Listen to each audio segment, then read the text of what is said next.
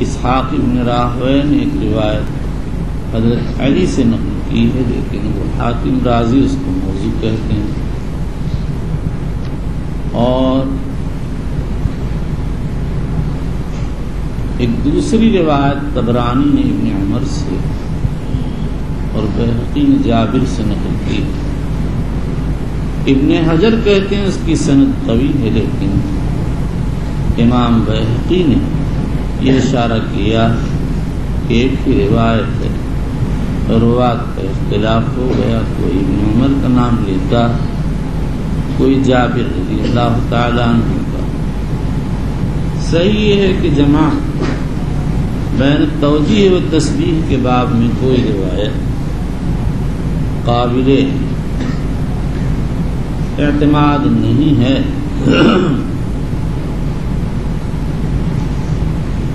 یہ کہہ سکتے ہیں تسبیح و توجیہ کی روایات موجود ہیں، لہذا دونوں میں جمع کی بھی گنجائش ہے. واللہ تعالی اعلم. چلیے. وبه قال حدثنا حفص بن عمر قال حدثنا شعبة عن قتادة عن انس رضي الله تعالى عنه ان النبي صلى الله عليه وسلم وابا بكر بن عمر كانوا يفتتحون الصلاة بالحمد لله رب العالمين. وبه قال حدثنا موسى بن ابا بكر وعمر رضي الله عنهما كانوا يفتتحون الصلاة بالحمد لله رب العالمين. ابو بکر و عمر نماز کا آغاز الحمدللہ رب العالمین سے کرتے تھے. اس سے اس بات پر استدلال کیا جاتا ہے کہ بسملہ سورہ فاتحہ کا جز نہیں، اس میں اختلاف ہے. امام مالک تو کہتے ہیں سورہ نمل کی کہ بسملہ سورہ نمل کی بعض آیت ہے. اللہ تعالیٰ فرماتا ہے انہ من سلیمان وانہ بسم اللہ الرحمن الرحیم. بھائی میں کتنا آہستہ نہ کروں. کل ایک مہمان آئے تھے، وہ وہاں بیٹھے، پھر اٹھ کے چلے گئے، مجھ سے ملنے آئے. میں نے کہا کہ بھائی میں تو دیکھ لیا تھا آپ لوگ آ کے بیٹھے، پھر چلے گئے. تو اعتراض مقصود نہیں تھا. وہ کہنے لگے کہ ہم پیچھے بیٹھے تھے، آواز نہیں آ رہی. اتنا تو مائک کھولنا ہی چاہیے کہ آواز آئے. اتنے زور سے نہ کھولیے کہ صبح کو میں اپنے یہاں بیٹھا ہوتا ہوں اور یہاں سے آواز وہاں پہنچتی ہے. نہ اتنا چیخنا چلانا ہونا چاہیے اور نہ ہی ایسی آہستہ ہو. مائک بار بار صحیح کیا جاتا ہے، آپ لوگ اس میں تصرف تغیر کرتے ہیں، برباد کرتے ہیں. اپنا ہاتھ نہ لگائیں، اور کسی کا ہاتھ اگر ایسا منحوس ہو جیسے اس ملعوش کا ہاتھ ہے تو یہ نہ کرے. اس کو چاہیے کہ جو سب سے بڑے انجینئر ہیں بھائی ریاض صاحب، ان کی خدمت میں درخواست دے کر ٹھیک کرا لے. وہ تو سپر انجینئر ہیں، ہر چیز کو ٹھیک کر دیتے ہیں. چاہے خراب ہو جائے، میرا بلب کھینچ لیا، وہ ٹوٹ گیا اور خاموش. کہ بھائی ریاض تمہیں آتا نہیں تھا، اس کو کھینچا کیوں؟ انہوں نے سوچا ہوگا کہ ایک بلب ٹوٹے گا تو کچھ تو پتہ چل جائے گا کہ اس میں ہے کیا اندر. اب وہ تو بہت قیمتی بلب تھا، وہ ٹوٹ کے ختم ہو گیا.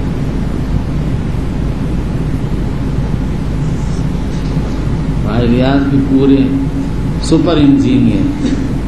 یہ جو ہے چپڑ قناتی انجینئر ہے، اس کو کچھ آتا نہیں. بھیا مدرسے کی چیز ہے، یہ سمجھ کے آپ لوگ احتیاط کریں کہ مدرسے کا مال ہے، یہ ضائع ہو جائے گا، کام خراب ہوگا. کچھ تو سوچنا چاہیے.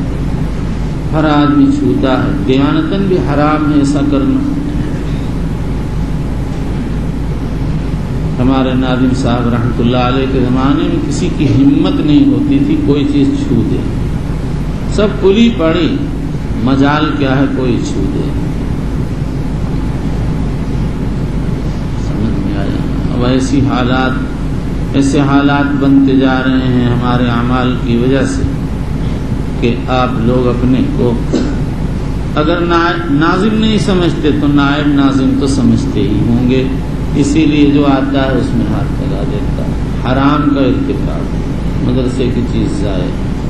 اب دیکھ مجھ کو کیا پتہ کہ آواز آتی ہے کہ نہیں آتی، میں قریب اس لیے نہیں ہوتا کہ زیادہ منہ کے قریب ہو تو میرے سینے میں درد ہوتا ہے، اس لیے میں فاصلے سے بیٹھتا اور رہتا ہوں۔ لیکن مائک ایسا میری وجہ سے سب سے پہلے مائک لگا تھا، مدراس کے بچوں نے لگایا، وہ آئے اور پوچھنے لگے کیسا لگائیں، میں نے کہا بھائی ایسا لگاؤ کہ جدھر بھی میں منہ پھیروں یہ آواز لے لے، کیونکہ مجھے تم دیکھتے ہو کمزور ہوں، کبھی اس طرف کروٹ لیتا ہوں کبھی اس طرف، تو انہوں نے ایسے ہی مائک لگایا تھا، اسی لیے کھلا مائک لگاتے ہیں تاکہ چاروں طرف سے وہ آواز لیتا رہے۔ آپ لوگ چھو چھو کے غارت کرتے ہیں، مجھے بہت افسوس ہوا کہ مہمان آئے ان کو آواز نہیں ہے۔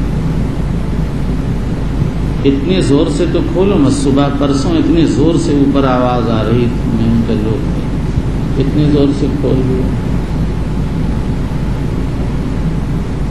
آپ لوگوں میں حس کیوں نہیں؟ ہم تو بھائی بچوں اگر کوئی غلطی ایسی ہو جاتی تھی تو اس قدر شرم آتی تھی کہ سر نہیں اٹھاتے تھے، حالانکہ میں تو بہت زیادہ مرعوب طبیعت کا آدمی نہیں ہوں، لیکن غلطی تو بہرحال غلطی ہے۔ بس جب سے بہاری ملک میں داخل ہوئے ہیں انہوں نے غارت کر دیا، اور پہلے تو بنگالی زیادہ تھے، جدھر دیکھو بنگالی۔ گجرات بہاریوں نے کہا اچھا ہم نے بہت صبر کیا 50 سال تک، اب ہم آتے ہیں میدان میں، چلو۔ ہر مدرسے میں یہ گھس گئے، بالکل مکھی مچھر کی طرح سے پھیل گئے۔ آپ لوگ دیکھیں، ایک مکھی کو مار کے بنگالی بتاؤ، دوسری فوراً نہیں آ جاتی ہے۔ دیکھیں یہ جتنے ہیں یہ سب یوں کر رہے ہیں، وہ مکھیاں آ کے فوراً اطلاع دیتی ہیں، دیکھو۔ تو بھائی بہاری بھی مکھی مچھر کی طرف پھیل گئی۔ کوئی مدرسہ مجھ کو تو معلوم ہے نہیں کہ جہاں بہاری لڑکے نہ رہتے، اور جہاں یہ رہتے ہیں کچھ نہ کچھ ٹن فن توڑ پھوڑ لڑ مر اور گڑ بڑ کرتے ہی رہتے ہیں۔ کوئی مدرسہ ایسا نہیں جہاں بہاریوں نے لڑائی نہیں کی، کوئی مدرسہ نہیں، نام کے ساتھ میں جان کرتے لوگ شکایتیں کرتے ہیں۔ یہاں شہر میں اپنے استاذ کو بہاریوں نے مارا، وہ ایک اور مدرسے میں پڑھاتے تھے، ان کو مارا پیٹا، غارت ہو گئے اپنا، تو چلے گئے بیچارے، وہ سیدھے سادے تھے۔ پھر آئے میرے پاس، میں نے کہا بس تم چلے جاؤ، چھوڑو، چھوٹے مدرسے میں پڑھاتے، نہ یہ حق دیکھتے ہیں نہ باتیں۔ اس میں بنگالی اور بہاری ایک، میڈ ان ایک کمپنی۔ یہ کوئی قومیت کوئی خوبی کی چیز ہے یا حق جو ہے خوبی کی چیز ہے؟ قومیت تو کوئی چیز ہے ہی نہیں بھائی۔ بنگالی ہونا کوئی خوبی ہے یا بہاری ہونا کوئی جو ہے اچھی بات ہے؟ یہ تو کوئی چیز نہیں ہے۔ تو بھائی حق جانتے ہیں۔ میں اتنا بڑا سا تھا، صلاح الدین کہتا تھا، مجھ سے بہت بڑا تھا، ارے یہ کیوں کی موافقت نہیں کری، ان سے امید نہ رکھے کہ عمر کیا تھی 10.5 سال کی، یاد کیسے، سن 47 کا قصہ ہے، میں درجہ سوم میں پڑھتا تھا اس لیے یاد ہے۔ تو واقعی میں کسی کی موافقت نہیں کرتا تھا، تو جو میرے سمجھ، اول تو میں سب سے الگ رہتا تھا، بھائی میں کمزور مریل سمجھ کس کا ساتھ دوں گا، یہ سب بہاری بنگالی لڑ پڑیں گے کہ بہاری بنگالی کہاں تھے، تو سب یو پی کے تھے۔ ارے بہاری اخلاق و آداب تھے، تو گویا کہ وہ بہاری بنگالی تھے، تو میں تو چپ رہتا تھا، الگ چلتا تھا، سب پارٹی ایک ساتھ اور میں الگ۔ کہ عجیب آپ، ہاں اور کیا ہے بھائی، میں ان سے کہاں لڑ پاتا، اب تمہیں سے اگر اکھاڑے میں لڑنے اتروں گا تم تو بھائی ایک ہی بار میں مجھے ڈھکیل دو گے، میں گر جاؤں گا. بتاؤ بچوں، حق کا اتباع کرو. علاقہ کوئی چیز نہیں. اللہ کے رسول کہاں کے تھے؟ کہاں کے تھے بھائی؟ عرب کے تھے، حجاز شریف کے تھے، مکے میں پیدا ہوئے، مدینے میں آرام فرما ہیں. ہم تو ان کے ماننے والے ہیں، جو وہ کہیں گے ہم وہ کریں گے. علاقہ وغیرہ ہم کچھ نہیں جانتے. یہ تو خیر میں ویسی بات آ گئی. حضرت سپر صاحب کے خلیفہ ہیں یہ، ان سے آپ لوگ درخواست کریں یہ اپنے منحوس ہاتھ سے اس کو غارت نہیں کریں. بہت ہی افسوس ہوا کر جس وقت انہوں نے کہا میں تو خاموش ہو گئی، کیا کروں. طلبہ کو کہوں گا کہ بھئی اسے چلنے دو جیسے یہ چل رہا.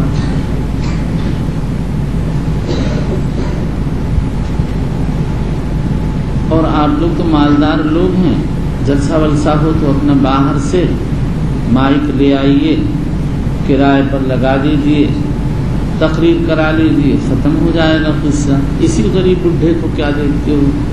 پڑھانے والا بڈھا، مائک بھی بڈھا، اسے رہنے دو بڈھے کو اپنی جگہ.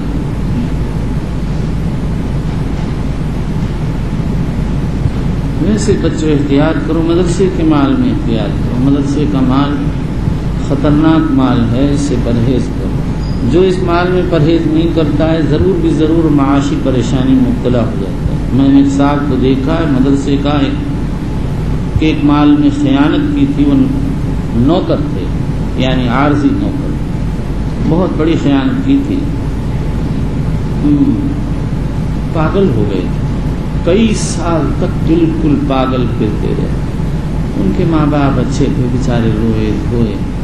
غالب گمان ہے کہ ماں باپ کی دعا کی برکت سے 7-8 سال کے بعد وہ ٹھیک ہو گئے. بالکل سڑک میں پھرتے تھے، راستے کے کاغذوں کو اٹھاتے اور جیب میں بھرتے چلے جاتے تھے، بس ادھر سے ادھر گھومتے رہے. مدرسے کی کوئی چیز نہ چھوڑو. کیا تم کئی دن کے لیے آئے ہو یہاں، کیا کرو گے؟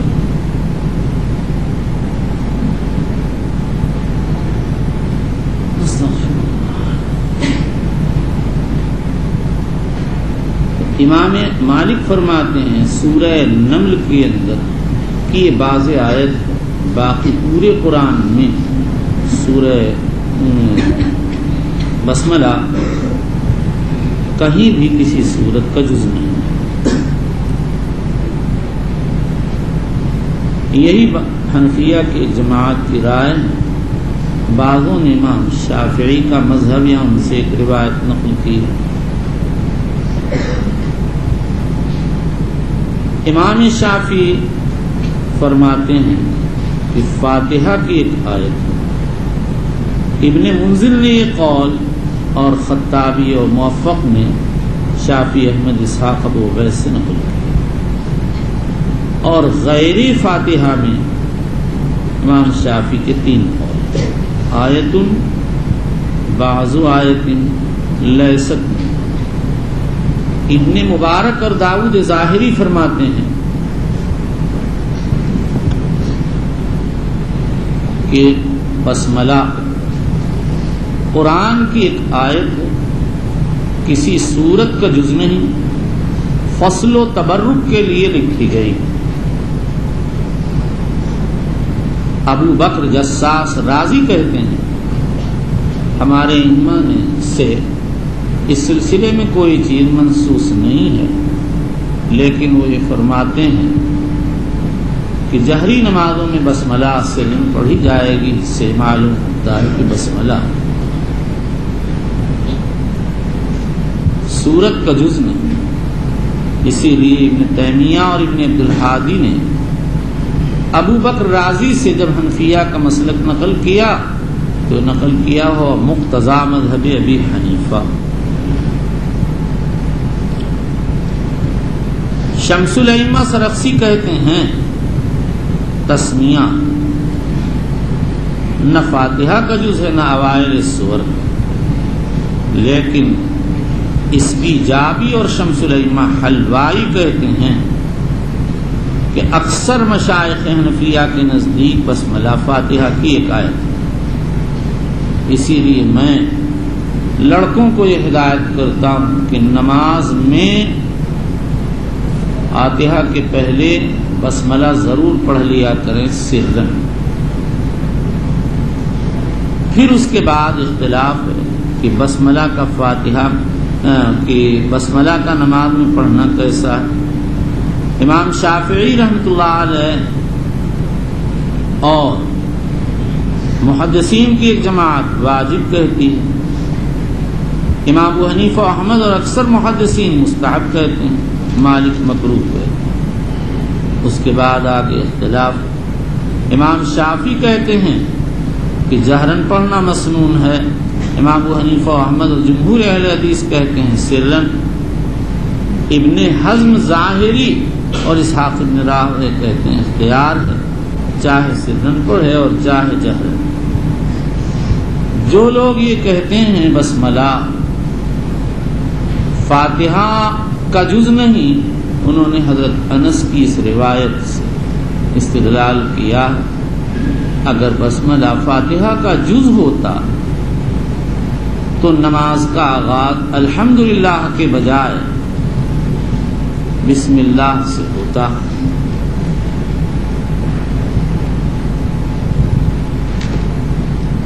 لیکن اس کا جواب یہ دیا گیا کہ اس سے مراد یفتتحون الصلاۃ بالحمدللہ رب العالمین سے مراد یہ ہے کہ قرات کی ابتدا سورہ فاتحہ سے ہوتی تھی.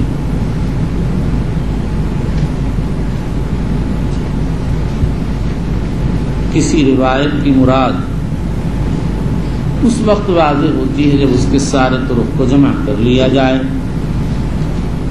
اس روایت کے کئی الفاظ بخاری میں ہے کانوا یفتتحون الصلاۃ بالحمدللہ رب العالمین. مسلم میں ہے فلم اسمع احدا منهم یقرأ بسم اللہ الرحمن الرحیم. النسائی میں ہے فلم اسمع احدا منهم یجہر بسم اللہ الرحمن الرحیم. اور مسلم کے ایک روایت میں کانوا یفتتحون القراءۃ بالحمدللہ رب العالمین لا یذکرون بسم اللہ الرحمن الرحیم ولا فی اول قراءۃ ولا فی آخرها. لیکن ابن خزیمہ کی ایک روایت میں کانوا یسرون بسم اللہ الرحمن الرحیم. ان سارے الفاظ کو ملانے سے یہ نکلتا ہے کہ جب جہری قراءت ہوتی تو بسم اللہ سے شروع ہوتا تھا اور الحمدللہ سے شروع ہوتی تھی. بسم اللہ کو جہرن نہیں پڑھا جاتا تھا. اب رہا یہ کہ بسم اللہ تھی یا نہیں، یہ روایت اس سے ثابت ہے. اگر یہ ثابت ہو جائے کہ تکبیر تحریمہ کے بعد سکتہ نہیں تھا پھر تو بسم اللہ منفی ہو جاتی ہے. اور اگر یہ ثابت ہو جائے کہ سکتہ تھا تو بسم اللہ کی نفی نہیں ہوتی اور سکتہ ثابت ہے. ابو ہریرہ کی روایت میں اس کی تصریح آ رہی ہے. بعض علماء نے بسم اللہ کی کہ جز فاتحہ نہ ہونے پر ایک دوسری دلیل پیش کی ہے. عن ابی ہریرہ رضی اللہ عنہ قال کان رسول اللہ صلی اللہ علیہ وسلم اذا نہض من الرکعۃ الثانیہ استفتح القراءۃ بالحمد للہ رب العالمین ولم یسکت. رواہ مسلم تعلیقا وابو عوانہ موصولا. جب حضور رکعت ثانیہ کے لیے کھڑے ہوتے تو قراءت کا آغاز بلا کسی سکوت کے بسم اللہ سے بلا کسی سکوت کے الحمدللہ سے کرتے. اس سے بھی معلوم ہوا کہ بسملہ سورہ فاتحہ کا جز نہیں ہے. اس کے علاوہ حدیث قسمت الصلاۃ بینی وبین عبدی نصفین فاذا قال العبد الحمد للہ رب العالمین الی آخرہ اس بات کی بالکل واضح دلیل ہے کہ بسملہ فاتحہ کا جز نہیں ہے، اور جن روایتوں میں اس حدیث میں بسملہ کا تذکرہ ہے وہ غیر معتبر ہے۔ اس کا راوی عبداللہ بن زیاد بن سمعان متروک ہے۔ ابن سمعان کی روایت دارقطنی میں واقع ہوئی ہے، اور اس کے علاوہ بہت سے دلائل سے یہ ثابت ہے کہ بسملہ فاتحہ کا جز ہے۔ اور ایک روایت ایسی ہے جس سے ما سوى الفاتحہ کے بارے میں بھی یہی بات ثابت ہوتی ہے۔ عن ابی ہریرہ رضی اللہ عنہ قال رسول اللہ صلی اللہ علیہ وسلم 30 آیۃ شفاعت لرجل حتى غفر له تبارک الذی بیدہ الملک، رواہ ابو داؤد والنسائی، رواہ النسائی و ابو داؤد والترمذی ابن خزیمہ ابن حبان والحاکم والبیہقی۔ یہ روایت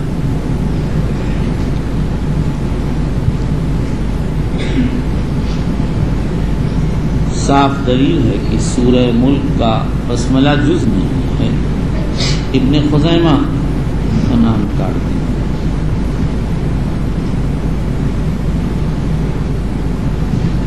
چلیے وبه قال حدثنا موسى بن اسماعيل قال حدثنا عبد الواحد بن زياد قال حدثنا عمار بن القعقاع قال حدثنا ابو زرعه قال حدثنا ابو هريره رضي الله تعالى عنه قال كان رسول الله صلى الله عليه وسلم يسكت بين التكبير وبين القراءه اسكاتا قال احسبه قال بنيه فقلت بابي انت وامي نبی اکرم صلی اللہ علیہ وسلم تکبیر قرات کے مابین ایک سکوت فرماتے تھے۔ حضور صلی اللہ علیہ وسلم نماز میں کتنے سکتات کرتے تھے؟ اس روایت میں سکتہ واحدہ کا ذکر ہے، اور ابو داؤد کی ایک روایت میں ہے حفظت من رسول اللہ صلی اللہ علیہ وسلم سکتتین سکتتن اذا کبر و سکتتن اذا فرغ من قراءۃ من القرآن، اور بعض روایات میں فراغ من القراءۃ کا ذکر ہے۔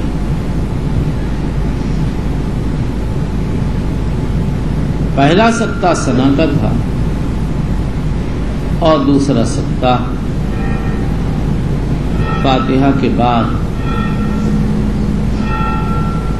فاتحہ اور سورت میں فصل کے لیے ہوگا، اور اگر رکوع سے پہلے ہو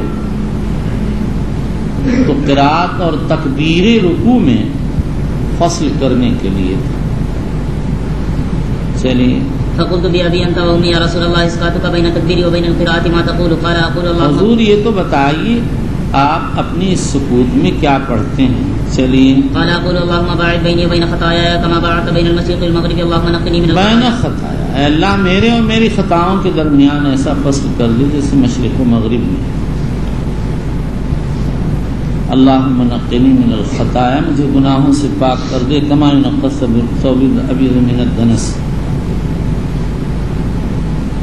ہر ایک کا حال الگ ہوتا ہے۔ انبیاء کی خطا انبیاء کی شان کے مناسب ہے، وہ عام لوگوں کے حق میں خطا نہیں، لیکن دوسروں ان کے حق میں خطا ہے۔ دیکھو ایک چھوٹا بچہ اپنے باپ کو کیسے آواز دیتا ہے اور باپ اس پر خوش ہوتا ہے، لیکن اگر بڑا بچہ اسی طرح آواز دے تو باپ کو اور سب کو ناگوار ہوتا ہے۔ چھوٹا بچہ آداب سے مقید نہیں ہے، اس لیے وہ جس طرح بھی بولتا ہے ٹھیک ہی ہے، اور بڑا بچہ جتنا بڑھتا جاتا ہے آداب سے مقید ہوتا جاتا ہے۔ انبیاء کا مقام سب سے اونچا ہے، اس لیے وہ بارگاہ خود اس کے سب سے مقرب لوگ ہیں، ان کے آداب سب سے بڑے ہیں۔ تو جو عوام کے حق، تو جو چیز عوام کے حق میں خطا و بے ادبی نہیں ہے، وہی انبیاء علیہ السلام کے حق میں خطا و بے ادبی ہے۔ اسی جیسی چیزوں سے انبیاء علیہ السلام نے اللہ سے استغفار کیا۔ اب یہ بات رہ جاتی ہے کہ بہرحال خطا تو وہ ہے ہی، تو انبیاء سے خطا ہوئی کیسے؟ اس کا جواب یہ ہے کہ اس پر خطا کا نام لگا ہوا ہے، وہ خطا ہے نہیں۔ جو حقیقی ذنوب ہیں جس کو معصیت کہا جاتا ہے، انبیاء اس کو کے قریب نہیں جاتے۔ ہاں یہ ہو سکتا ہے کہ مغالطہ لگ جائے، ایک بات سے منع کیا گیا، انبیاء یہ سمجھ بیٹھے کہ اس کی مراد یہ ہے اور خطا کر گئے۔ جیسے آدم سے کہا گیا تھا لا تقربا هذه الشجرہ، آدم علیہ السلام نے کھا لیا، فاکلا منها۔ اس کھانے کا سبب یہی ہو سکتا ہے کہ یا تو آدم کو بھول ہو گئی اور یا وہ یہ سمجھے کہ یہ وقتی ممانعت ہے۔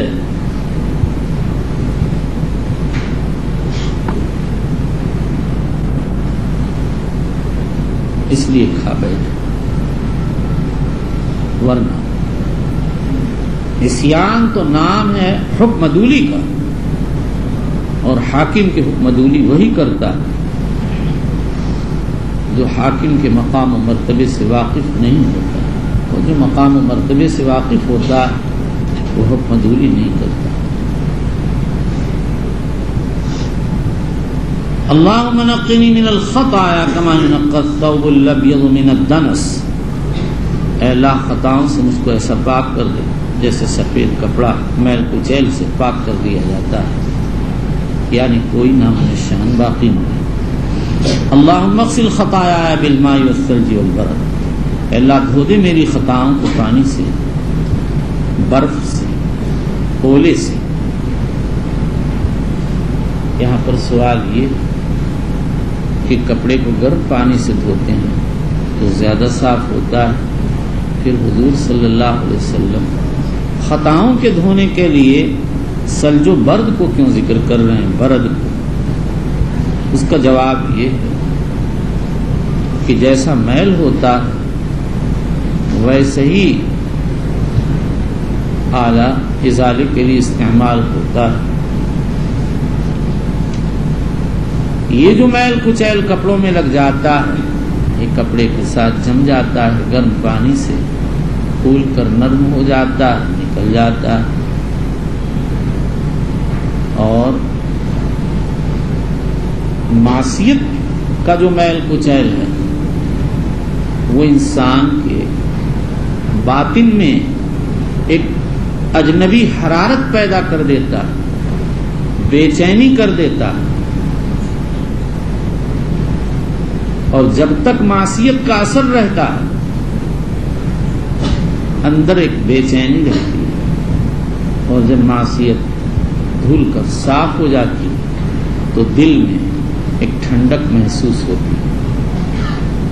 تو نبی اکرم صلی اللہ علیہ وسلم کا مقصد یہ ہے کہ معصیت کے اثر کو ایسا دھو دیا اور زائل کر دیا جائے کہ اس کا کوئی نام نشان نہ رہے اور دل بالکل ٹھنڈا ہو جائے۔ چلیے وبالاسناد المتصل منا الى امير المؤمنين في حديث رسول الله صلى الله عليه وسلم ابي عبد الله البخاري رضي الله تعالى عنه قال باب، اسی طرح سے کریمہ بنت احمد مروزیہ وغیرہ کے نسخے میں باب واقع ہوا اور بعض نسخوں سے باب ثابت ہوا۔ صاحب تحصیل نے بعض نسخوں کے حوالے سے یہاں باب العمل فی الصلاۃ کا عنوان نقل کیا ہے، پھر اس کو بعید قرار دیا، اور ہے بھی بعید اعمال فی الصلاۃ کے لیے تو آئندہ تراجم آ رہے ہیں، کتاب الصلاۃ کے اواخر میں تراجم آ رہے ہیں۔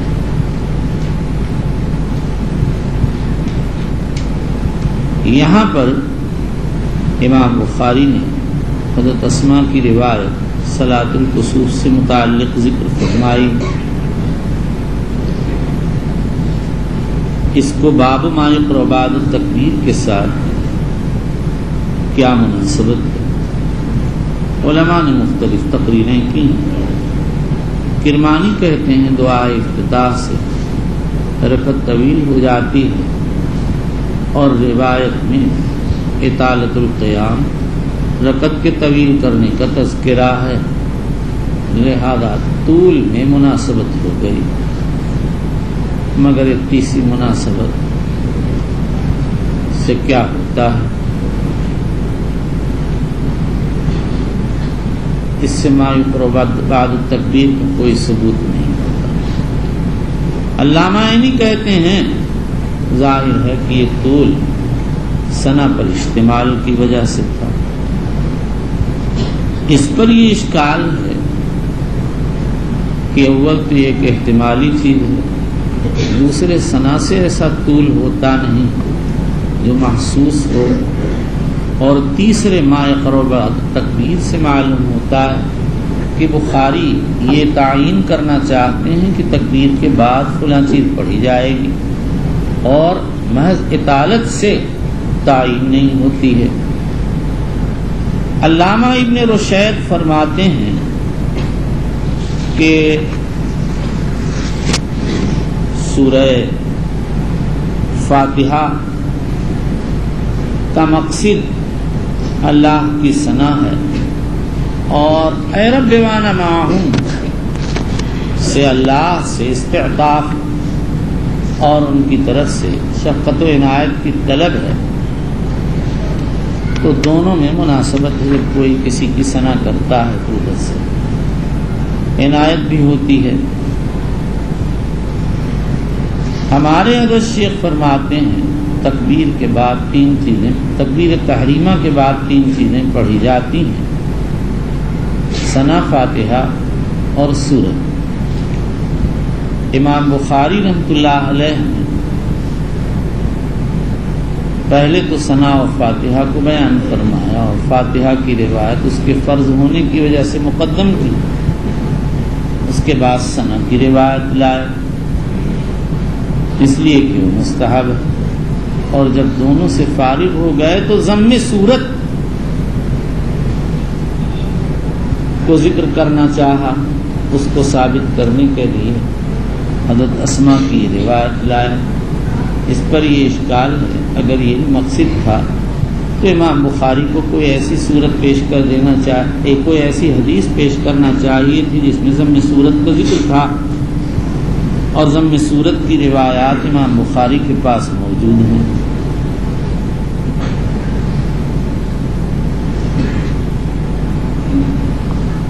چلیے۔ وبه قال حدثنا ابن ابي مريم قال اخبرنا نافع بن عمر قال حدثني ابن ابي مليكة عن اسماء بنت ابي بكر ان النبي صلى الله عليه وسلم صلى صلاه الكسوف فقام فاطال القيام ثم ركع فاطال الركوع ثم قام فاطال القيام ثم ركع فاطال الركوع ثم رفع ثم سجد فاطال السجود ثم رفع ثم سجد فاطال السجود ثم قام فاطال القيام ثم ركع فاطال الركوع ثم رفع فاطال القيام ثم فاطال القيام ثم ركع فاطال الركوع ثم رفع فسجد فاطال السجود ثم رفع ثم سجد فاطال السجود ثم انصرف فقال قدرت مني الجنة حتى لو اشترعت عليها لجئتكم بقطاف من قطافها قطاف من قطاف، یا میں اس کا خوشہ لے آتا تمہارے پاس۔ چلیے۔ ودنت مني النار حتى قلت اي ربي اوا انا معهم فاذا امراه حسبت انه قال قد تخدشها هره قلت ما شانها، ایک بلی اس کو خراش رہی، مار رہی تھی۔ چلیے۔ قالوا حبستها حتى ماتت جوعا لا اطعمتها ولا ارسلتها تاكل قال نافع حسبت انه قال من خشيش الارض او قال خشاش۔ خشاش خشاش تین حرکات جائز ہیں۔ حشرات الارض، حضرت پر جو اعتراض ہے اس کا جواب یہ دیا جا سکتا ہے کہ وہ اس میں صراحتاً صورت کا ذکر نہیں، لیکن یہ ایک بدیہی سی حقیقت ہے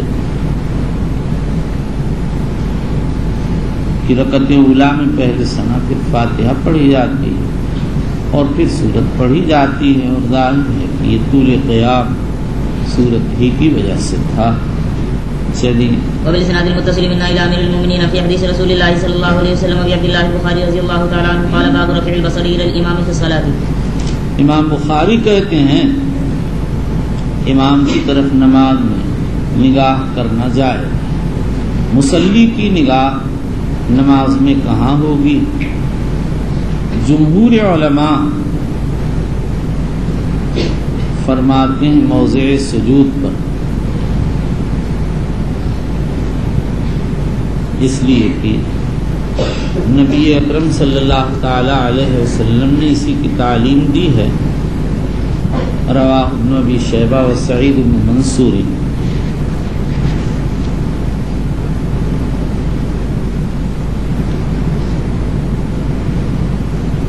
عن ابن سیرین مرسلا ورواہ الحاکم بذکر ابی ہریرہ موصولا ولکن قال البیہقی رحمہ اللہ تعالی المرسل هو المحفوظ۔ امام مالک رحمۃ اللہ علیہ فرماتے ہیں امام کی طرف نظر ہونا چاہیے، اس لیے کہ مقتدی کی نماز کا اس سے ربط ہے، امام کے حالات سے واقف ہونا چاہیے۔ شریک ابن عبداللہ قاضی فرماتے ہیں قیام کے وقت موضع سجود میں، رکوع کے وقت ظاہر قدم پر، اور سجدے کی حالت میں ناک پر، اور قعود کی حالت میں گود پر نظر ہونی چاہیے۔ امام طحاوی کرخی وغیرہ نے اسی کو مستحب قرار دیا ہے، اور ابن رجب نے شافعیہ حنابلہ کی جماعت سے نقل کیا۔ حافظ ابن حجر عسقلانی کہتے ہیں ہو سکتا ہے بخاری یہ بتانا چاہتے ہیں کہ اصل تو یہ ہے مقتدی موضع سجود پر نظر رکھے، اس لیے کہ اس سے خشوع پر اثر پڑتا ہے۔ ضرورت پیش آ جائے تو امام کی طرف نگاہ بھی ڈال سکتا ہے۔ اس پر یہ اشکال ہے کہ بخاری نے کہیں بھی موضع سجود پر نظر رکھنے کی کوئی روایت نہیں پیش کی ہے، الا یہ کہ یہ کہا جائے کہ انہوں نے خشوع فی الصلاۃ کا ترجمہ منعقد کیا ہے، اور قد افلح المؤمنون الذین هم فی صلاتهم خاشعون کی تفسیر میں مذکورہ بالا روایت نقل کی جاتی ہے، یعنی موضع سجود پر نظر ہونا چاہیے۔ چلیے وبه قال وقالت عائشة رضي الله عنها قال النبي صلى الله عليه وسلم في صلاة الكسوف رأيت جهنم يختم بعضها بعضا حين رأيتموني تأخرت۔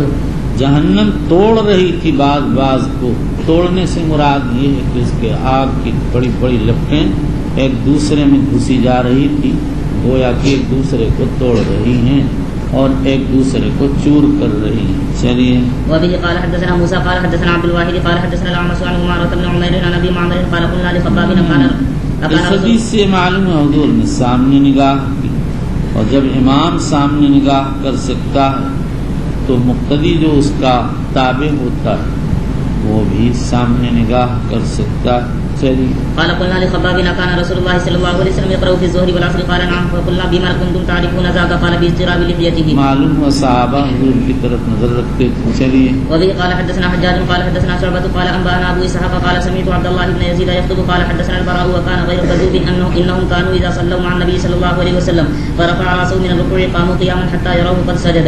وبه قال حدثنا إسماعيل قال حدثني مالك عن زيد بن أسلم عن عطاء بن يسار عن عبد الله بن عباس رضي الله عنهما قال خسفت الشمس على عهد النبي صلى الله عليه وسلم فصلى قالوا يا رسول الله رأيناك تناولت شيئا في مقامك ثم رأيناك تقعقعت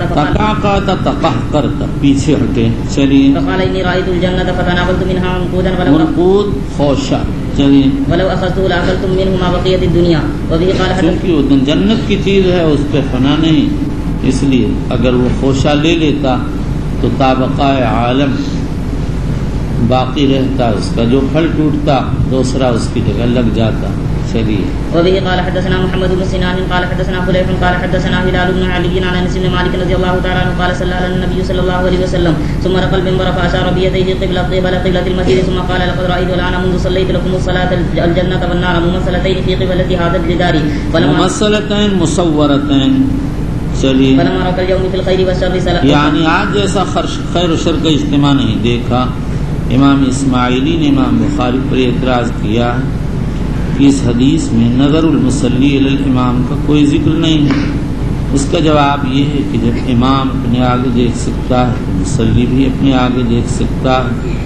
حافظ ابن حجر فرماتے ہیں کہ انس کی روایت انس کی اور ابن عباس کی روایتیں ایک ہی واقعے سے تعلق رکھتی ہیں، اور ابن عباس کی روایت میں مصلی کے اپنے سامنے دیکھنے کا ذکر ہے، لہذا اس سے بھی ترجمہ ثابت ہو گیا۔ چلیے الخير وشر ثلاثا وبالاسناد المتصل من الى امير المؤمنين في حديث رسول الله صلى الله عليه وسلم ابي عبد الله البخاري رضي الله تعالى عنه قال باب رفع البصر الى السماء في الصلاه۔ نماز کی حالت میں آسمان کی طرف نظر اٹھانا بالاجماع مکروہ ہے۔ علامہ ابو محمد ابن حزم ظاہری کہتے ہیں حرام ہے، اور اگر کوئی نظر اٹھائے گا تو نماز باطل ہو جائے گی۔ اور اگر کوئی شخص نماز نہ پڑھ رہا، دعا کر رہا تو آسمان کی طرف نظر کرنے کا مسئلہ مختلف فیہا ہے۔ قاضی شریح اور حنابلہ ایک قول میں مکروہ کہتے ہیں، اور بعض حنابلہ کہتے ہیں کہ یہ خلاف ادب ہے، اور بعض حضرات کہتے ہیں کہ آسمان قبلۃ الدعا ہے، اس لیے دعا کے وقت نظر اٹھانا چاہیے۔ لیکن ابن حزم ظاہری کہتے ہیں کسی وقت بھی نظر اٹھانے کی اجازت نہیں ہے نمازی کو، نہ دعا کے وقت اور نہ غیر دعا کے وقت۔ اسی طرح سے اگر نماز نہیں پڑھ رہا ہے اور دعا کر رہا ہے اس وقت بھی نظر نہ اٹھانا چاہیے اور جائز نہیں۔ چلیے وبه قال حدثنا علي بن عبد الله قال حدثنا يحيى بن سعيد قال خلاصہ یہ ہے کہ دعا کی حالت میں غیر مصلی کے لیے آسمان کی طرف نظر کرنا مختلف ہی ہے۔ بعض علماء اجازت دیتے ہیں، قاضی شریح، ابراہیم نخعی اور حنابلہ کی جماعت کراہت کی قائل، بعض خلاف اولا کہتے ہیں، اور ابن حزم ظاہری حرام ہے۔ وبه قال حدثنا علي بن عبد الله قال حدثنا يحيى بن سعيد قال حدثنا ابن ابي عروبه قال حدثنا قتادة ان انس بن مالك حدثه قال قال النبي صلى الله عليه وسلم ما بال اقوام يرفعون ابصارهم الى السماء في صلاتهم تسدد قوله في ذلك حتى قال لا ينتهون عن ذلك او لتخطفن ابصارهم۔ وبالاسناد المتصل منا الى امير المؤمنين في حديث رسول الله صلى الله عليه وسلم ابي عبد الله البخاري رضي الله تعالى عنه قال باب الالتفات في الصلاه۔ نماز میں التفات کا بیان۔ التفات کے معنی قبلے سے منہ کو پھرانا۔ نماز میں ادھر ادھر منہ پھرانا مکروہ ہے۔ ابن عبد البر نے اس پر اجماع نقل کیا۔ جمہور کہتے ہیں کراہت تنزیہی ہے۔ حنفیہ کے متاخرین کراہت تحریمی مانتے ہیں، اور ظاہریہ کہتے ہیں کہ یہ حرام۔ پھر جمہور علماء فرماتے ہیں التفات یسیر سے نماز فاسد نہ ہوگی۔ حکم ابن عتیبہ کہتے ہیں لا صلاۃ لہ۔ ابن حزم کہتے ہیں کہ التفات سے نماز باطل ہو جائے گی۔ یہی بات حنفیہ کی رائے ہے، لیکن اہل مذہب اس کے کلام کی تعویل کرتے ہیں اور کہتے ہیں صاحب خلاصہ نے جو یہ کہا ہے التفات مبطل ہے، ان کی مراد یہ ہے کہ قبلہ سے سینہ پھر جائے۔ اور اب اگر التفات میں کسی نے چہرہ موڑا تو اس کا تو حکم معلوم ہو گیا، اور سینہ پھیرا تو حنفیہ، شافعیہ، حنابلہ کی جماعت کے نزدیک نماز باطل ہو جائے گی۔ ابن عقیل و ابن تیمیہ کہتے ہیں نماز باطل نہ، اور اگر آدمی کلیتاً پھر گیا تو سب کے ہاں نماز باطل ہو جائے گی۔ مالکیہ کہتے ہیں بشرطے کی پاؤں قبلے سے مڑ جائیں، اور اگر پاؤں قبلے کی طرف ہوں تو نماز فاسد نہیں، اور اگر کوئی قبلہ کی طرف پشت کر لے گا تو بالاجماع نماز فاسد ہو جائے گا۔ اور گوشے چشم سے دیکھنا بغیر گردن پھیرے ہوئے، یہ ابن خزیمہ، ابن منذر اور شافعیہ، اکثر حنفیہ کے ہاں تو مکروہ نہیں ہے، لیکن صاحب در مختار اس کو مکروہ تنزیہی کہتے ہیں۔ ابن عباس سے ایک حدیث منقول ہے مرفوع، کان یلحظ فی الصلاۃ یمینا و شمالا لا یلوی عنقہ خلف ظہرہ، اخرجہ الترمذی۔ لیکن ابن خزیمہ، ابن حبان و حاکم کی تصحیح کے باوجود امام احمد اس روایت پر سخت انکار کرتے تھے، اور ابن قیم کہتے ہیں ثابت ہی نہیں، اور اگر ثابت ہو تو جنگی ضرورت وغیرہ پر محمول ہے، اور حقیقت یہی ہے عام لوگ نماز میں ادھر ادھر نگاہ نہیں ڈالتے، تو سید الانبیاء والمرسلین محبوب رب العالمین ادھر ادھر کیا نگاہ ڈالیں گے۔ چلیے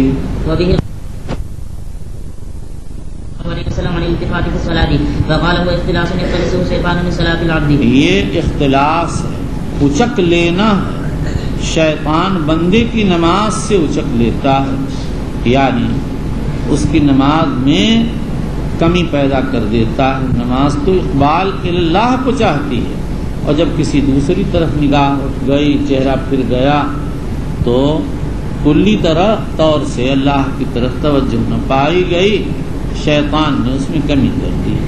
چلیے وبه قال حدثنا قتيبة قال حدثنا سفيان عن الزهري عن عروة عن عائشة رضي الله عنها أن النبي صلى الله عليه وسلم صلى في خميسة لها أعلام فقال شغلني أعلام هذه اذهبوا بها إلى أبي جهل وأتوني بأنبجانية۔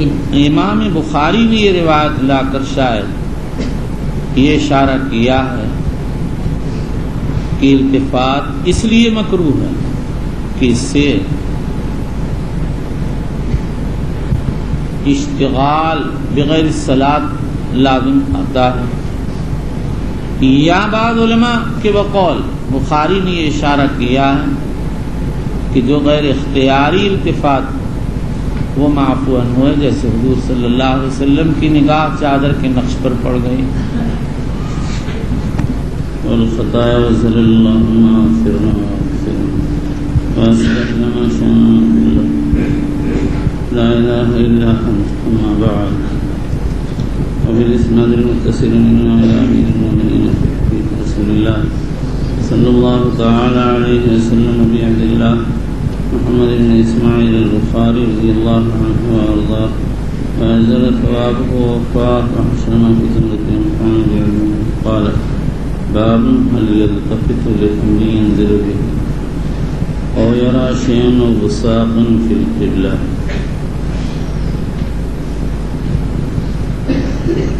یعنی کسی وقت کی ضرورت کی وجہ سے کیا التفات کی گنجائش ہے؟ روایت سے معلوم ہوتا ہے اتفاقی نظر پڑ جائے تو گنجائش ہے، اسی طرح التفات کی بھی گنجائش۔ پھر مصنف رضی اللہ تعالیٰ عنہ نے لفظ حل کیوں ذکر فرمایا ہے؟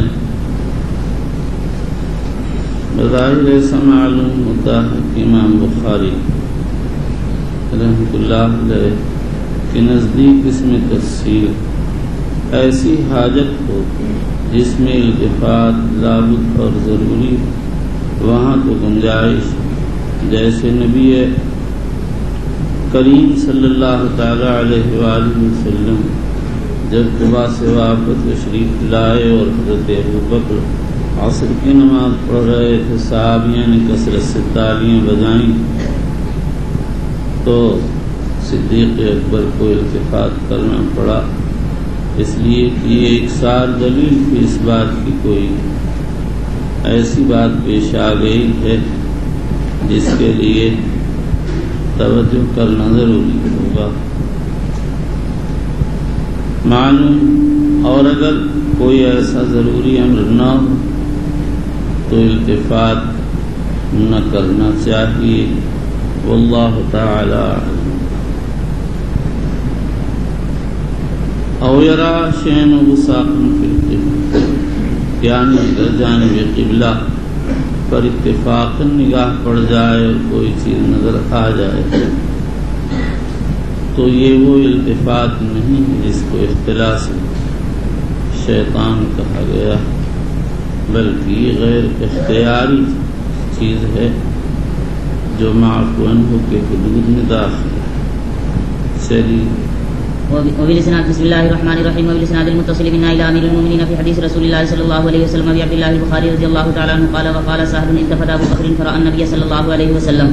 وبه قال حدثنا قتيبة قال حدثنا الليث عن نافع عن ابن عمر رضي الله عنهما انه قال راى رسول الله صلى الله عليه وسلم نخامة في قبلة المسجد وهو يصلي بين يدي الناس فحكها ثم قال حين انصرف ان احدكم اذا كان في الصلاة فان الله قبل وجهه فلا يتنخمن احد قبل وجهه في الصلاة. رواه یصلی بین الناس فحدها.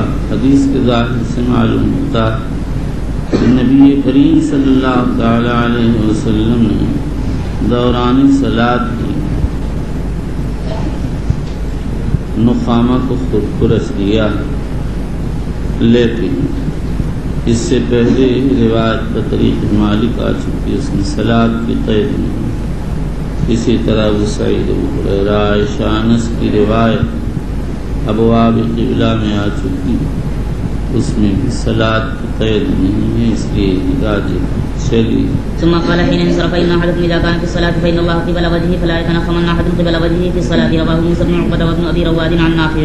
وبه قال حدثنا يحيى بن بكير قال حدثنا الليث عن عقيل عن ابن شهاب قال اخبرني انس بن مالك رضي الله تعالى عنه قال بينما المسلمون في صلاه الفجر لم يفجأهم الا رسول الله صلى الله عليه وسلم كشف ستر حجرة عائشة رضي الله عنها فنظر اليهم وهم صفوف فتبسم يضحك ونكس ابو بكر على عقبيه ليصل له الصف فظن انه يريد الخروج وهم المسلمون ان يفتتنوا في صلاتهم فاشار اليهم اتموا صلاتكم وارقى الستر وتوفي في آخر ذلك اليوم. وبالإسناد المتسلمين إلى أمير المؤمنين في حديث رسول الله صلى الله عليه وسلم أبي عبد الله البخاري رضي الله تعالى عنه قال باب وجوب القراءة للإمام والمأموم في الصلوات كلها في الحضر والسفر وما يجر فيها وما يخافت. امام بخاری رحمۃ اللہ علیہ اس باب میں قراءت فی الصلاۃ کا مسئلہ بیان کیا اور یہ بتایا کہ ہر نمازی کا امام یا مقتدی قراءت واجب اور ہر نماز میں واجب، سفری ہو یا حضری، سری ہو یا جہری.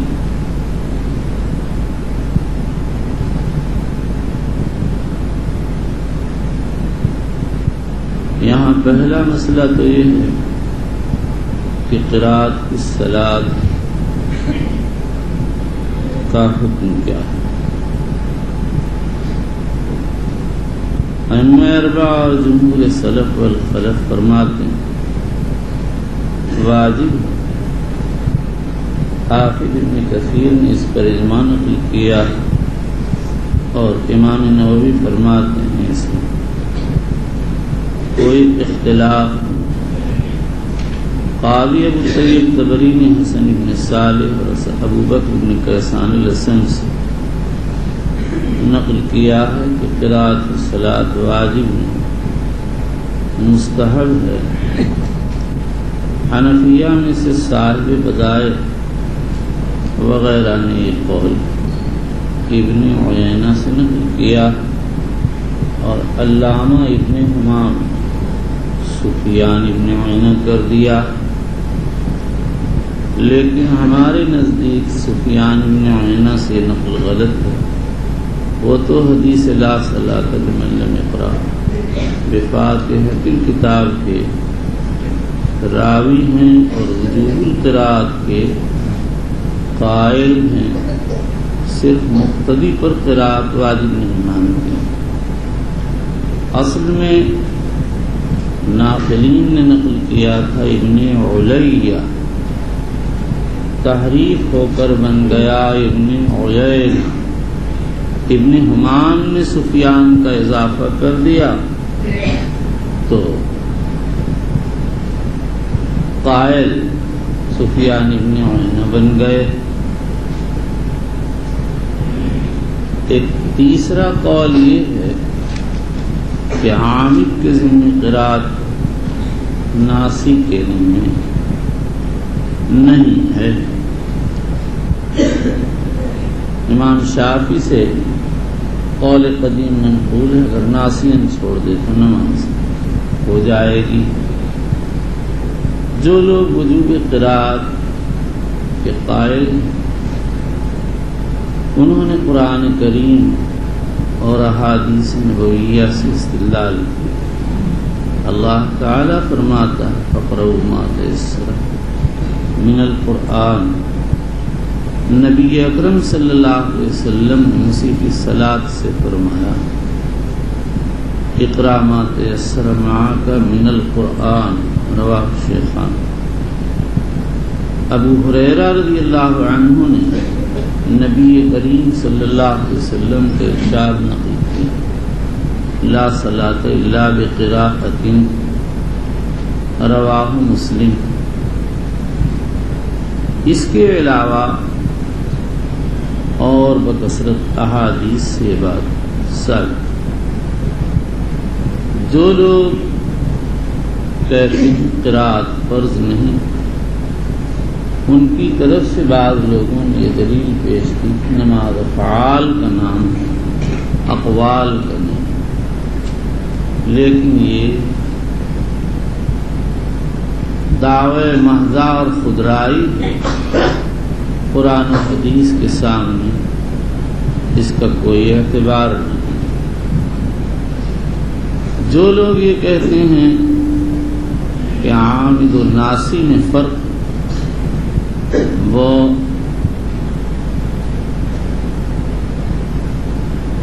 بعض آثار پیش کرتے ہیں۔ ابو سلمہ ابن عبد الرحمن کہتے ہیں کہ حضرت عمر رضی اللہ تعالی عنہ نے مغرب کی نماز ادا کی، صلی المغرب فلم یقرأ، فقیل له فقال كيف كان الركوع والسجود؟ قالوا حسنا، قال لا بأس، رواه الشافعي وعبد الرزاق وابن ابي شيبة وآخرون۔ اسی طرح سے حارث اعور نے نقل کیا ہے ان رجلا قال لعلی انی صلیت فلم اقرأ، قال اتممت الركوع والسجود؟ قال نعم، قال تم صلاتك، رواہ الشافعی وابن ابی شیبہ۔ اور زید بن ثابت فرماتے ہیں القراءۃ سنۃ، رواہ البیہقی۔ اور حسن بصری نے حضرت جابر سے نقل کیا كنا نصلي تطوعا ندعو قیاما وقعودا ونسبح ركوعا وسجودا، رواہ ابو داؤد۔ جمہور علماء کی طرف سے عمر کے اثر کا جواب تو یہ کہ ائمہ فن اس کو منکر قرار دیتے ہیں۔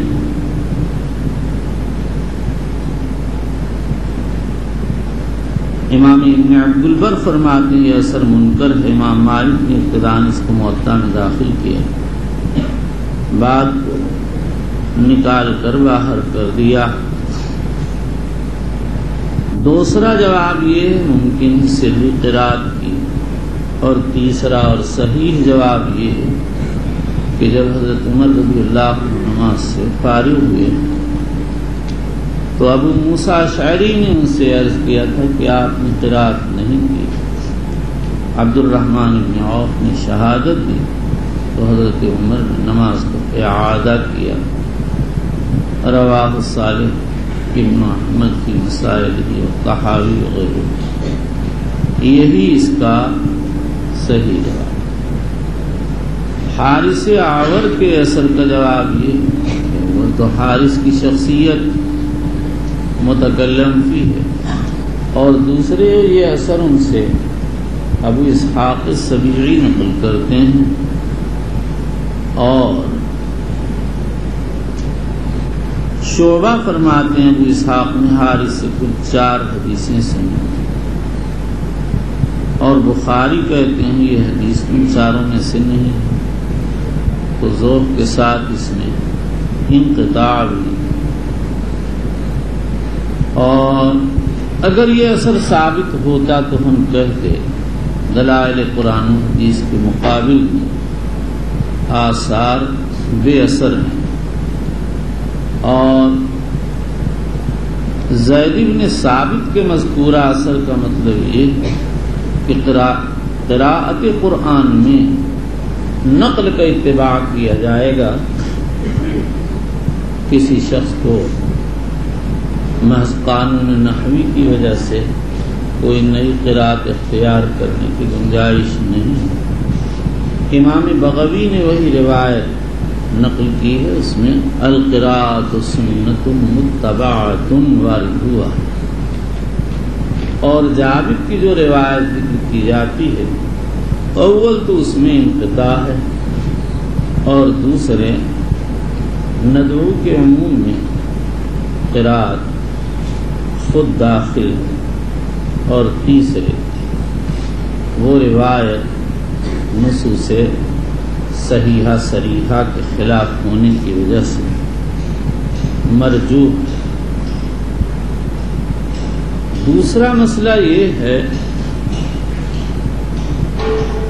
کہ مقدار واجب کیا ہے، کتنی مقدار قرأت فرض ہے۔ اس میں علماء کے 4 اقوال ہیں۔ ائمہ ثلاثہ اور جمہور فرماتے ہیں سورہ فاتحہ فرض ہے۔ امام ابو حنیفہ کی 3 روایتیں، قاضی ابو یوسف اور امام محمد فرماتے ہیں 3 آیات قصار او آیت طویلۃ۔ یہ امام ابو حنیفہ کی ایک روایت ہے، سرخسی کے بقول یہ روایت مقدم ہے۔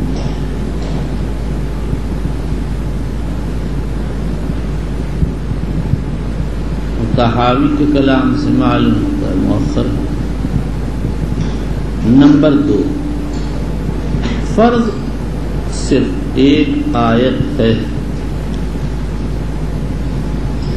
یہ امام ابو حنیفہ رحمۃ اللہ علیہ کا مشہور مذہب ہے، اور یہی مالک و احمد کی ایک روایت ہے۔ ان کی امام احمد کی ایک روایت ہے۔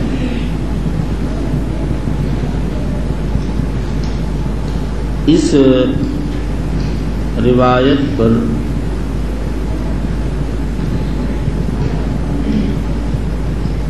آیت قصیرہ پر اکتفا کرنا مکروہ ہے، جیسا کہ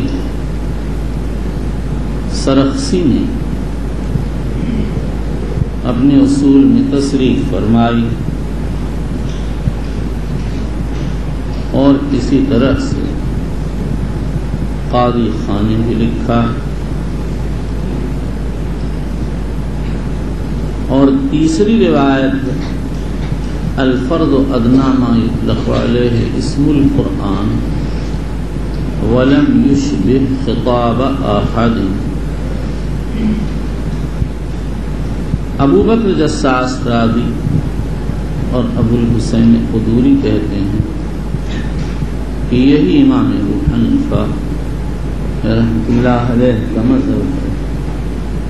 بڑی مشینیں لگی ہوئی ہیں،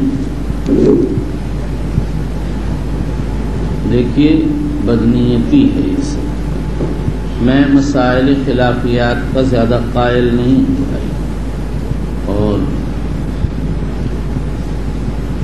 میں جو بیان کروں گا میں اس سے میرا رجحان خود معلوم ہو جائے گا، کیا فائدہ ہے۔ اس غرض سے میں نہ مناظر ہوں، نہ بہت لمبی تقریر کا حامل ہوں، نہ کرنے پر قادر ہوں۔ متوسط درجے کی تقریر اپنی سمجھ کے اعتبار سے کرتا ہوں، اور کچھ اپنے پاس کاغذ بھی لکھے ہوئے رکھتا ہوں، کبھی بھول جاتا ہوں، دیکھ لیتا ہوں۔ رات کو عجوبہ پیش آیا یہ کاغذ لکھا ہوا ہے، دیکھ رہا، پڑھا نہ گیا، خوردبین سے دیکھا، پڑھا نہ گیا، تو پھر لڑکے سے کہا کہ تو اس کو نقل کر دے، اب تو میری نگاہ یہاں تک کمزور ہو گئی ہے۔ تو وہ لڑکا جو ہے بہاری بھنگی کے جھاڑو سے بہاری، بے عقل، اپنی طرف سے میں نے لکھا ہے اشارے کی زبان میں قال قط، تو بہار کے علامہ لکھتے ہیں اس کی شرح کر کے قال القسطلانی، میں کا زندہ باد، مرد آباد، مردود مرد آباد۔ اس کا خلاصہ تو تھا قال دارقطنی، حضرت نے اس کا خلاصہ بنایا لکھنؤ، قال لکھنؤ، قال القسطلانی۔ میں جو پڑھ رہا ہوں ان کی تصحیح اس کو ادھر کر دیا، میں نے کہا بھائی یہ تو میرے کام کی رہی ہوں، تو کافی وقت لے لیا اس کم وقت نے، میرا اصلاح کرتے کرتے کرتے میں تھک گیا، اب تو دوبارہ نقل کراؤں گا۔ میں تو بچوں ایسا اشارہ چاہتا ہوں صاف بھی ہو، جگہ بھی کم لے۔ اب ان حضرت نے ورق یورق توریقا، یا اللہ، کہا ادھر آؤ، در بغل، سامنے تیرا کام نہیں۔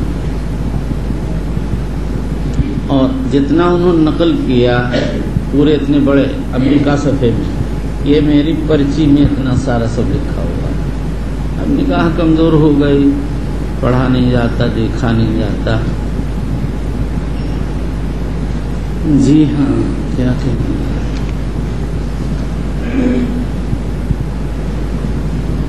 کہ آپ نے اس نے پاگل نے لکھا ہی نہیں، یہاں پر یہ لکھی ہوئی تھی کہ بھارت، اب ضرورت پڑے گی، یاد آئے تو میں اس کو کہیں جوڑ دوں گا۔ کیسے یہ اللہ والے تھے، اب لوگ کیسے پیدا ہو گئے۔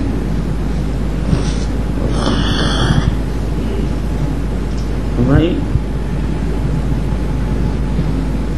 اس نیت سے تو ہرگز یہ ٹیپ ٹاپ میں کریں، ورنہ میں بالکل تھک گیا ہوں، میری عمر اب نہیں ہے، 66 سال، 66.5 سال ہو گئے۔ اس عمر میں حضرت شیخ وحد نائم صاحب کو دیکھا، بالکل ہب بڈھے ہو گئے تھے، اور میرے اندر کیا عادت پڑی ہوئی ہے، اس لیے بیان ہو جاتا ہے، تھوڑا بہت، بہت کچھ چھوٹ جاتا ہے، ذہن کام نہیں کرتا ہے۔ کیا آپ تو اپنی موت ہی یہ سب بیان، خام دھوکہ بازی میرا مزاج نہیں ہے۔ جیسے اللہ چلا دیتے ہیں، بس وہی چلاتے رہتے ہیں، اپنی پرانی گاڑی کو وہی طاقت پہنچاتے ہیں۔ یہ سب نہ کریں، میں ٹیپ ویپ کو پسند نہیں کرتا ہوں، تمہارا ٹوٹ جائے گا، ورنہ تو میں اس میں وہ لے کے آتا ناخن تراش، ہر ایک کو کٹ کٹ کٹ کٹ کاٹ کے رکھ دیتا۔ یہ کیا چیز ہے؟ علم حدیث کو برائے حدیث کو، ابھی میں دیکھ رہا، وکیع ابن جراح فرماتے ہیں جو حدیث کو طلب کرتا ہے برائے حدیث وہ ہے صاحب حدیث، اور جو حدیث کو طلب کرتا ہے اپنی رائے کے لیے وہ صاحب حدیث نہیں۔ محدث بننا آسان تھوڑے، ہر آدمی نہیں محدث ہے۔ حدیث پڑھنا اور ہے اور محدث ہونا اور ہے۔ حدیث تو یہود و نصارہ بھی پڑھتے ہیں، حدیث تو سب آج کل کے غیر مسلمین دشمنان اسلام پڑھتے ہیں حدیث کو۔ مجھے اپنے جملہ بچپن کا یاد ہے، کسی سے میں بات کر رہا تھا، میں نے کہا جو چیز دلیل کی بنیاد پر سمجھ میں آئے وہ ہے اصل، اور ایک چیز پہلے سے سمجھ کر دلیل کو اس پر منطبق کرنا یہ کوئی چیز نہیں ہے۔ کہ کب کہا تھا؟ بس دورے سے فراغت کے بعد ہی کسی سے بات کر رہا تھا، آیا سمجھ میں؟ آپ لوگ کہیے القط غلط، جو ہم کہیں وہ ٹھیک ہے۔ یہ کیا چیز ہے؟ آپ لوگ ٹیپ ٹاپ میرے یہاں نہ کریں، مجھے ٹیپ ٹاپ سے بہت تکلیف ہوتی ہے۔ میں اپنے لیے تو چاہتا ہوں کہ کوئی ٹیپ بھی کر دے، نقل کر دے، جیسے چڑیا مار ہے یہ کر دے تو کوئی بات نہیں، اس کو میں اجازت دے دوں گا کہ خفیہ اپنے کان پہ رکھ لیا کر اور وہاں سے سن لیا کر۔ چڑیا مار اپنے چشمے میں دونوں طرف کو لٹکا لے،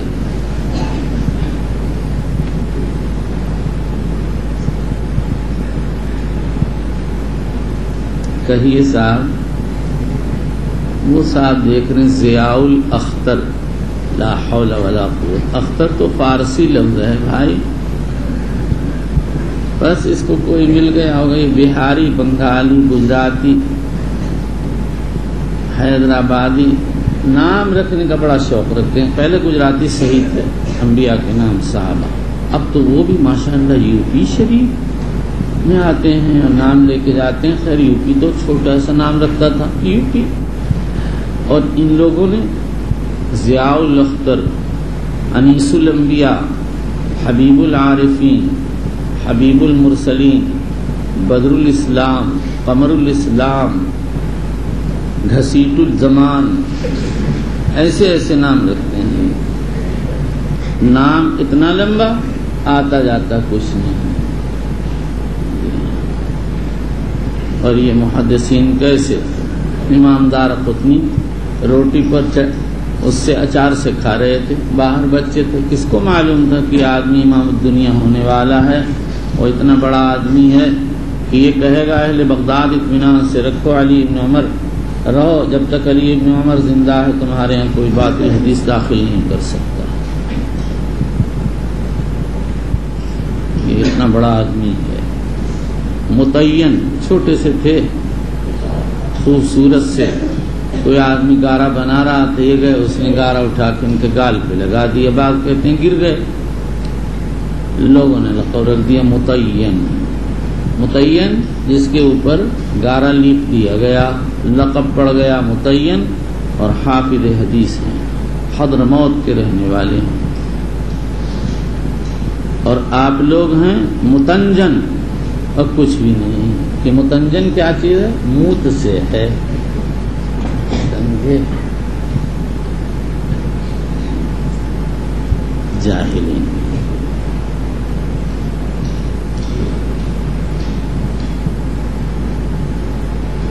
اسی کو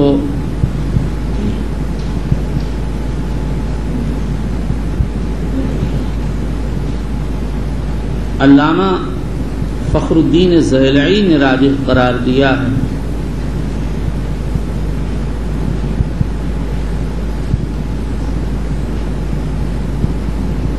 کیونکہ المطلق یجری علی اطلاقہ وینصرف الی الادنی۔ صاحب بحر نے اس پر یہ اعتراض کیا، المطلق اذا اطلق یراد به الفرد الکامل۔ ابن عابدین کہتے ہیں حنفی اصول پر فرضیت کی ادائیگی فرد کامل پر موقوف نہیں ہے، اصول احناف پر ابن عابدین کا اعتراض بالکل صحیح۔ شارح منیہ کہتے ہیں اس روایت کی بنیاد پر اگر کوئی ثم نظر پڑھے گا تو نماز نہیں ہوگی، اس لیے کہ یہ تو مشابہ بخطاب الناس ہے۔ جو لوگ یہ کہتے ہیں اصل قرات فرض ہے یا ایک آیت کی قرات فرض ہے، وہ ان نصوص سے استدلال کرتے ہیں۔ جو لوگ یہ کہتے ہیں ادنا ما یطلق علیہ اسم القرآن فرض ہے یا ایک آیت فرض ہے، وہ ان نصوص سے استدلال کرتے ہیں جس کو ہم اس بات قرات کے باب میں پیش کر چکے ہیں۔ اور جو حضرات یہ کہتے ہیں کہ سورہ فاتحہ فرض ہے، وہ عبادہ ابن صامت کی حدیث لا صلاۃ لمن لم یقرأ بفاتحۃ الکتاب رواہ الائمۃ الستۃ فی کتبہم استدلال کرتے ہیں، اور اس مضمون کی کئی روایتیں ہیں جو حضرت ابو ہریرہ اور دیگر صحابہ سے مروی ہیں۔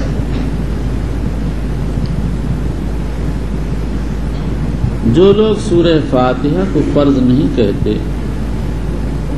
ان روایتوں کا جواب یہ دیتے ہیں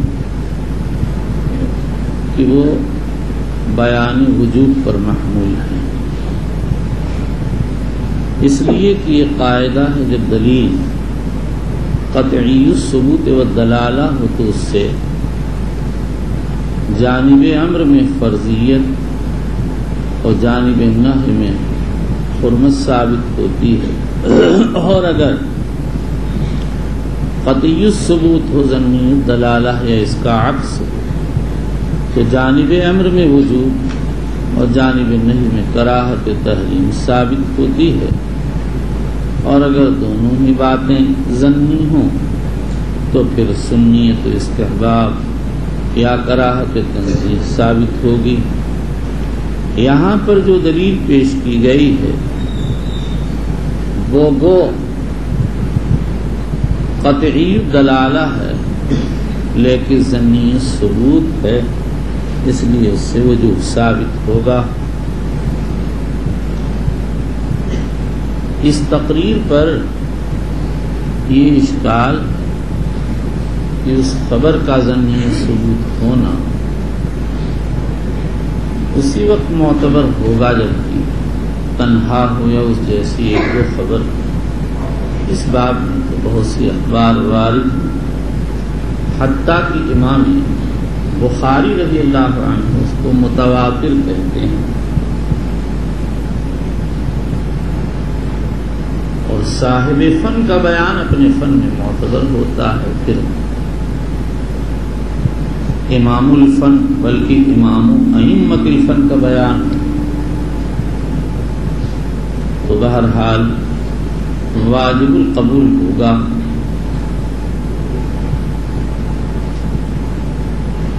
دلیل ظنی ثبوت نہ رہی، قطعی ثبوت ہو گئی، اور دلالت کو آپ نے قطعی تسلیم کر لیا ہے تو اس سے فرضیت ثابت ہونا چاہیے۔ اس کا جواب یہ دیا، بعضوں نے یہ دیا کہ دلیل ظنی دلالہ ہے، کیونکہ لا صلاۃ کے معنی جیسے لا صلاۃ صحیحۃ ہو سکتے ہیں ایسے ہی لا صلاۃ کاملۃ بھی ہو سکتے ہیں، اور جب یہ احتمال پیدا ہو گیا تو دلالت ظنی ہو گئی۔ غور کیجیے، اگر پہلے قائل کی بات کو ہم مانیں اور اس دوسرے قائل کی، تو یہ دلیل نہ ظنی ثبوت کے اعتبار سے قطعی ہے نہ دلالت کے اعتبار سے، لیکن ہم فن حدیث کے سب سے بڑے ماہر کی بات سے ثابت کر چکے کہ دلیل تو ثبوت کے اعتبار سے قطعی ہے، متواتر ہے۔ اب دلالت کا مسئلہ رہ جاتا ہے، کہنے والا یہ سمجھ رہا ہے کہ دلالت ظنی، حالانکہ اس کی دلالت قطعی ہے، اور اس کی دلیل یہ ہے کہ اسی حدیث میں ایک دوسرا لفظ ہے لا تجزئ صلاۃ لا یقرأ فیہا بفاتحۃ الکتاب، رواہ دارقطنی۔ ابن عبد الحادی کہتے ہیں یہ لفظ نقل کرنے میں زیاد ابن ایوب منفرد ہے، اور ابن عینہ کے عام تلامذہ یہ لفظ نقل نہیں کرتے ہیں، اس نے بظاہر روایت بالمعنی کی ہے۔ ابن حجر اسقلانی کہتے ہیں اس کا مطابق عباس بن الولید النرسی وحدیثہ اخرجہ الاسماعیلی۔ میں کہتا ہوں کہ خواہ زیاد ابن ایوب منفرد ہوں یا عباس ابن ولید اس کی مطابقت کرتا ہو، بہرحال لا تجزئ کے الفاظ سے صرف یہ دو آدمی نقل کرتے ہیں، اور ابن عینہ کے 20 سے زائد تلامذہ لا صلاۃ لمن لم یقرأ کے الفاظ نقل کرتے ہیں، تو روایتی حیثیت سے لفظ مشہور کو ترجیح ہوگی، لیکن یہ لفظ مشہور معنی وہی رکھتا ہے جو لفظ شاذ میں ذکر کیا گیا ہے. اسی لیے ابن عبد الحادی کہتے ہیں زیاد نے روایت بالمعنی کی، معلوم ہوا لا صلاۃ کے معنی لا تجزئ صلاۃ، اور اس کا قرینہ یہ ہے کہ لا صلاۃ بولا جا رہا ہے اصطلاح شریعت میں، تو اس سے صلاۃ کی حصی نفی تو مراد ہوگی نہیں، شرعی نفی مراد ہوگی، اور اصل لائے نفی جنس میں حقیقت کی نفی ہے، لہذا لا صلاۃ کے معنی ہوں گے صلاۃ منفی ہے ادروئے شرع فاتحہ کے منتفی ہونے کی صورت میں. اس کا حاصل نکلا کہ فاتحہ فرض ہے.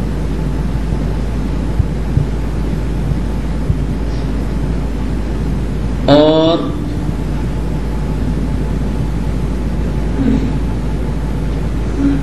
اگر کوئی شخص یہ کہتا ہے کہ ابو ہریرہ رضی اللہ عنہ نے حضور اکرم صلی اللہ تعالی علیہ وسلم کا ارشاد نقل کیا کل صلاۃ لا یقرأ فیہا بأم القرآن فہی خداج، رواہ مسلم. اور خداج کے معنی ہے ناقص. اس سے معلوم ہوتا ہے کہ بغیر فاتحہ کے نماز کا وجود ہو جائے گا لیکن ناقص ہوگا، اور فاتحہ پڑھنے کی صورت میں وجود کامل ہو جائے گا. تو اس سے یہ بات معلوم ہو گئی کہ فاتحہ فرض نہیں. اگر فرض ہوتی تو اس کے انتفاع سے نماز منتفی ہو جاتی، اس کے انتفاع سے نماز ناقص نہ ہوتی اور صرف کمال منتفی نہ ہوتا. تو اس کا جواب یہ ہے کہ اس حدیث شریف میں بھی نقص شرعی مراد ہے، اور کل صلاۃ لا یقرأ فیہا بأم القرآن فہی خداج کے معنی ہیں یہ ہیں کہ جس نماز میں فاتحہ نہ پڑھی جائے وہ نماز از روئے شرع شریف ناقص ہے. اور یہاں نقص سے نقص شرعی مراد ہے.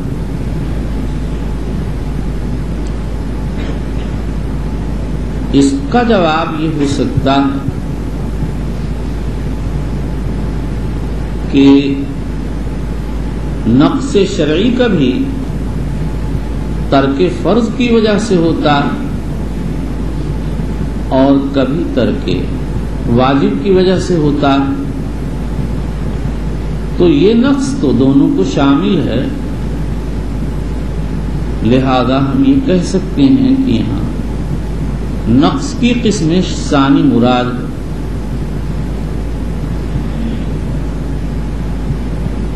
اس احتمال کے بعد یہ حدیث وجوب کے قائلین کے مخالف نہ ہوگی.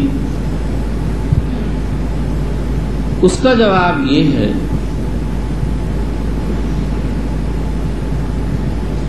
کہ کسی حدیث کے معنی لینے کے لیے اس جیسی دیگر احادیث کو بھی سامنے رکھنا پڑے گا. یہ بات واضح ہو چکی کہ عبادہ کی حدیث سے فرضیت کی نفی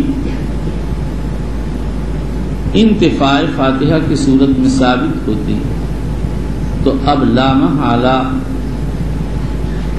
ابو ہریرہ کی حدیث میں انتفاع فاتحہ کی صورت میں جو نقص ثابت ہوتا وہ نقص قسم اول یعنی ترک فرض کا ہوگا،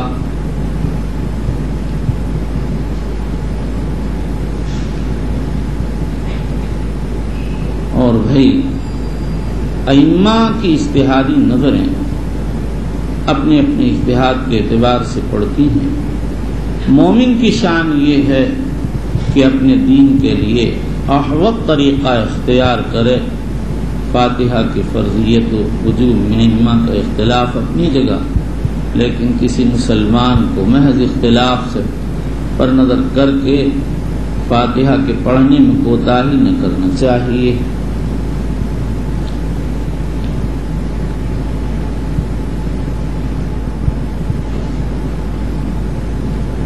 تیسرا مسئلہ ضم صورت۔ یہ مسئلہ مسائل خلافیات میں سے ہے۔ امام ابو حنیفہ فرماتے ہیں ضم صورت واجب، یہی امام احمد سے قاضی ابو یعلا ابن الفراء حنبلی نے روایت نقل کی ہے۔ جمہور علماء کہتے ہیں سنت، یہ امام مالک شافعی احمد کا مذہب ہے۔ ابن حبان نے اس پر اجماع نقل کیا۔ حافظ ابن حجر عسقلانی کہتے ہیں نقل اجماع میں اشکال ہے، اس لیے کہ بعض صحابہ اور بعض کے لوگوں سے وجوب منقول ہے۔ عثمان ابن ابی العاص ثقفی سے ضم صورت کا وجوب نقل کیا گیا۔ مالکیہ میں سے ابن کنانہ اسی کے قائل۔ جو لوگ یہ کہتے ہیں کہ ضم صورت واجب ہے، انہوں نے یہاں پہنچ کر کئی دلائل پیش کی ہیں۔ نمبر 1، عن عبادۃ بن الصامت رضی اللہ عنہ قال قال رسول اللہ صلی اللہ علیہ وسلم لا صلاۃ لمن لم یقرأ فاتحۃ الکتاب فصاعدا، رواہ مسلم رحمہ اللہ تعالی۔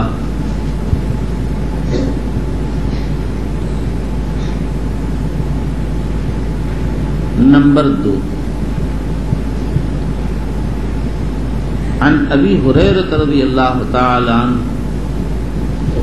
قال قال رسول اللہ صلی اللہ علیہ وسلم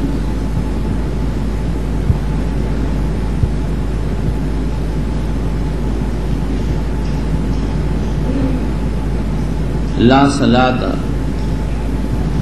الا بقراءۃ فاتحۃ الکتاب فما زادہ، رواہ البخاری فی جزء القراءۃ وابو داود وابن الجارود والحاکم والدارقطنی وغیرہ۔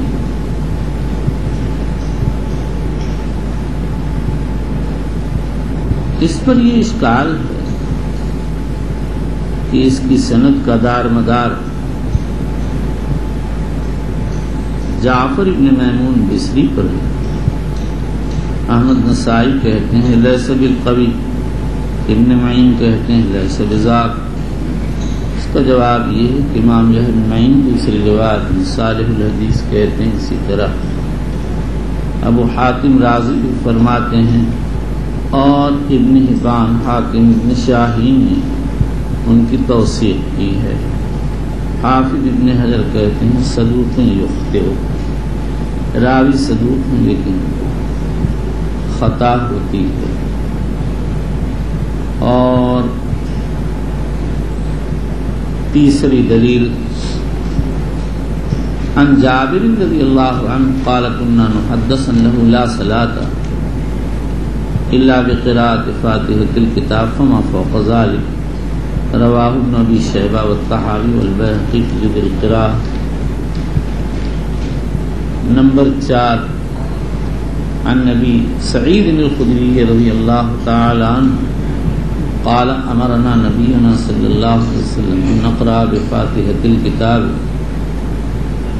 وما تيسر رواہ احمد و ابو یعلا وابن حبان والبخاری فی جزء القراءۃ ورواہ ابو داؤد برفع امرنا بضم الحمزہ.